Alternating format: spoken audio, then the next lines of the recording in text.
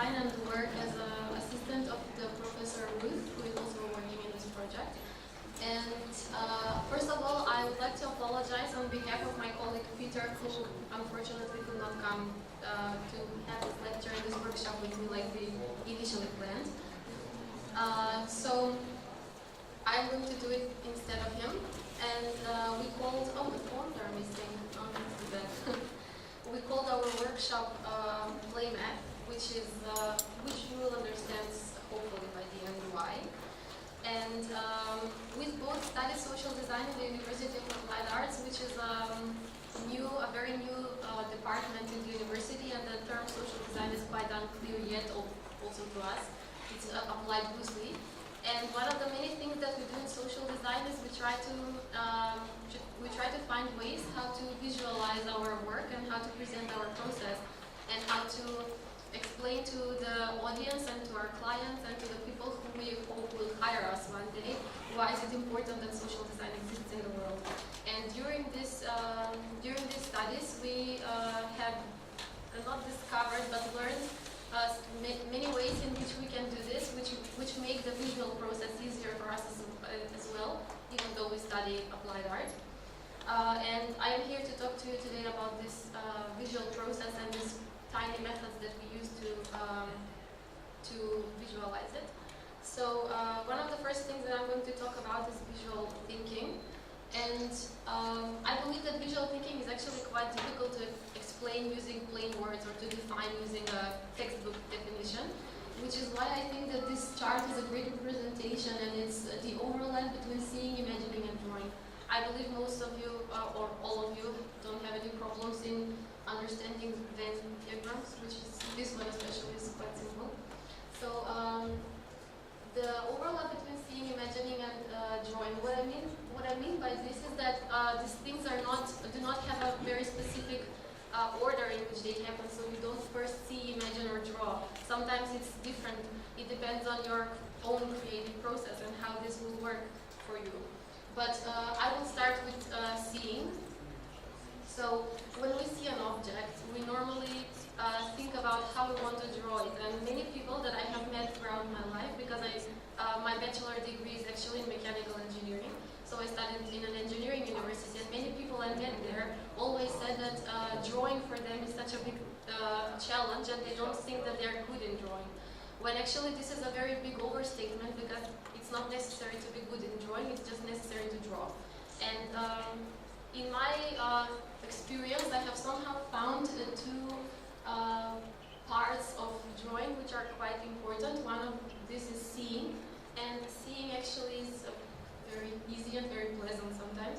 And you can see all of the objects, all of the complex objects that we see around us. When we wanted to draw them, what we do is just reduce them to very, very basic shapes. Most of these shapes are always geometrical. And then we have a drawing. It's just very, this is it. That's it. And the other part is to understand patterns, so to recognize patterns. And this is mostly used in also in visual communication, not only in drawing. So a part of visual communication and why is it important to be able to understand patterns or to see patterns. I'm sorry, it seems like the slide, you cannot see the entire slide. Is the first example is like, for example, if you try to count the force in this numbers. If you try to count the force in these numbers, it would be more difficult than if you try to count the force in this set of numbers, which is just the only thing that is changed is the color, and it's much easier, and it's making it much easier to recognize the force. So this is just one of the tools that you can use when you're trying to create an easily understandable pattern. Especially, I'm guessing in teaching, I'm not a teacher, so I'm also here to learn from you how these things can be used in teaching. And the tools that I'm going to show to you now, how to use this, are just 5 very, very simple tools. 3 of them refer to the shape, and all of this you will already know. I'm just going to structure it differently for you. 3 of these tools are going to be referring to the form and the structure, and 2 are going to be referring to the context or the meaning. The first one is size. if I had made those scores bigger, it would also be easier for you to recognize them, because just a simple size change is also a unifying element that will separate the elements that we want to perceive as a pattern from the set. Orientation. If I had made the force crooked, you would also have a very easier way of seeing them and separating them from the other numbers. Color. You already saw how this works. My favorite one is humor. When we're trying to create a pattern, especially when we're trying to create a playful and fun pattern, humor is one of the main ingredients that we might need, and it's quite, I think that in teaching it's quite good to use some humoristic elements, especially because humor is making students relaxed. I know when I was a student, when we were having some relaxed atmosphere, mostly it was because we were laughing and because we were having fun, and not because we were doing some hardcore mathematics or something, or whatever. And the other one is the metaphor. Now the metaphor is a quite important element because it's a way to extract the meaning of a process or of a content in a way which you can use this metaphor later to explain the different steps of this process and the different ways in which this process will work. To make it a bit more clear, I will show you some examples of this element being used in data visualization, which is a very old and a very purely mathematical process to visualize data, which you have a pile of data to make sense of it and then visualize it. But I'm going to show you how mainly graphic designers do it nowadays. They are called infographics, and they are a very popular way of visualizing data, especially in editorial purposes, like for marketing purposes or for publishing. I'm sure most of you can also use this in your own work, not only in teaching, but since we're here to talk about teaching. So this is a very, very, very basic, simple infographic, which is just showing the different layers of different types of coffee beverages. You can see in all of this that there is sorry, each of the tools that I mentioned has been applied. The metaphor, the coffee cup, the layers of the different contents of the coffee, and different colors. This is a more serious infographic, and here again you can see that Uncle Sam's hat has been used as a base to visualize the internet website visits of different departments of the federal government of the US during the budget debate of 2014 or 13, sorry. A bit more colorful one. This is a very simple infographic showing where the small businesses outsource their designers. The only thing that I want to show you here is that this is very mathematical, so it's just a bar chart and a pie chart, so it's very simple to explain it. It doesn't require any special skills to understand it, but what is the role of the designers here somehow is to pay attention to color, to typography, to textures, to layering, etc. So this is also an infographic, and it's quite nice to look at it. It's about climate change and the relationship between climate change and forest harvesting. And one of my favorite parts actually is this tiny one here, which is using the year rings of the tree to draw a pie chart. So it's also a metaphor, and it's a fun way to show how pie charts work, and it's a nice thing to look at eventually. This is an infographic showing the crisis of credit. It's a quite difficult subject, but they made it into a very simple infographic explaining the whole crisis and how it occurred, how it began, and eventually how will it end. This is a bit more complicated graphic because it has a lot of visual information which may be difficult to process. So this is a good point that when you insert a lot of visual information, it could be a little bit overwhelming to understand, especially for young students. So it's about public transport statistics. This is a very contradictory infographic, if you ask me, because it's about finding solutions when you have a headache. And I'm pretty sure that if I have a headache, I don't want to go through all of these tiny little points to find the perfect cure or perfect remedy for my headache. So this is a lot. This is very, very packed with information, and this is maybe a bit confusing. This is also an infographic that looks super complicated just because of its layout, but actually it's really simple. It's about the first appearances of the Marvel's Comics Avengers in the years from 1963 until 2011. And this is a topology of autonomous systems on the internet, which is a super complicated graphic. I'm just showing it to you to see that design can go a long way even though it's just lines. So all these infographics are requiring extensive knowledge of graphic software, which is probably something that pupils in elementary school especially don't really have, and it's not necessary for them to have at that age. It's just I'm showing them just for inspiration. And when it comes to real life infographics, these are infographics which all that they require is just a little bit of imagination, something to show, and a photo camera.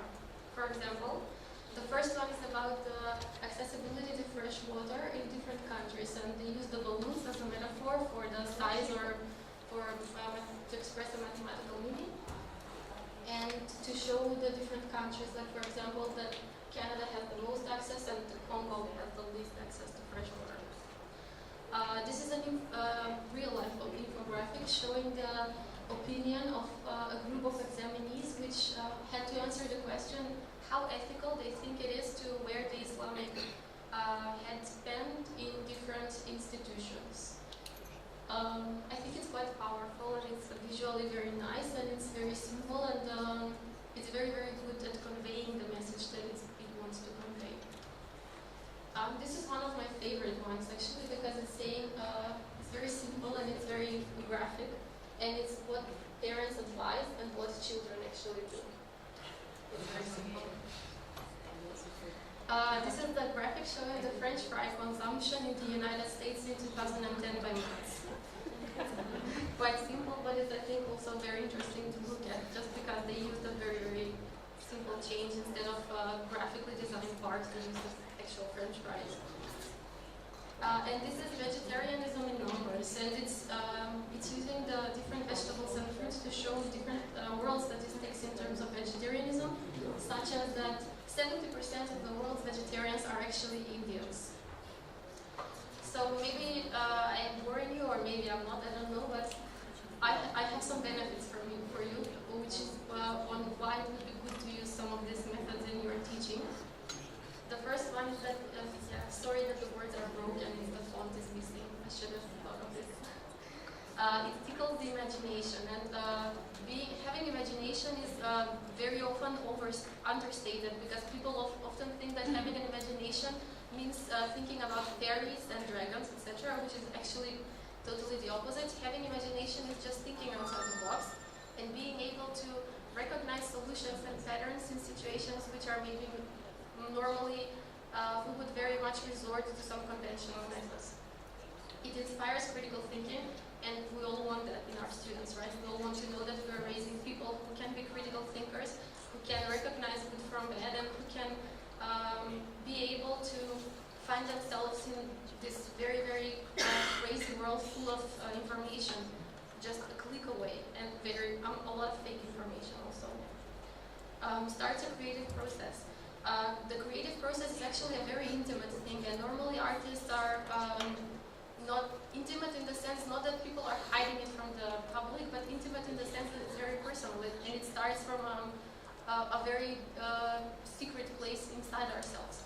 And many people actually do keep the creative process hidden. They don't want to show it just because it's so intimate, but many people don't even know that they have a creative process, and they cannot recognize it. And I come from Macedonia actually, which is a very small country neighboring Serbia, and I have many friends and many people that I know from Macedonia who, because they could not recognize their creative process inside of them, and they could not recognize their creative side, they ended up, after high school, they ended up studying something which seems practical and which seems logical, which seems necessary, and now we have a bunch of unhappy lawyers and economists, and not enough artists and philosophers and linguists and literature freaks. emotion and empathy. Well, about empathy, you will hear a lot from my professor Ruth because this is one of her favorite subjects actually. But emotion and empathy are, in my opinion, one of the most important things which make us human and which really help us understand ourselves and the world in a better way. And it's keeping us very realistic, and it's keeping us. It's not allowing us to divide ourselves so much from our human side and drift away into academia or whatever. It offers variety because what is life without variety, right? Variety keeps things interesting. Variety keeps us occupied. It doesn't allow us to lose our focus, and it's enabling students to follow the lectures in a more attentive way, because when you keep on changing things, then they have to follow because the things are not keeping the same rhythm. So for me, this is also one of the really important things. And last but not least, it's fun. So all we want at the end of the day is to know that we had fun and we were feeling quite good during our school days. And in the workshop later, we're going to try to do some games that will help us, or that will help me learn from you if these games can be applied in teaching at all, and if these techniques can be used in teaching math, and maybe help you learn a little bit from me in how the drawing process even starts if you ever forgot how to draw since you were a child. Thank you, and if you have any questions, please say them now, or stop me wherever you see me during the school, because maybe it's not so comfortable to talk in front of everybody. Sorry, thank you.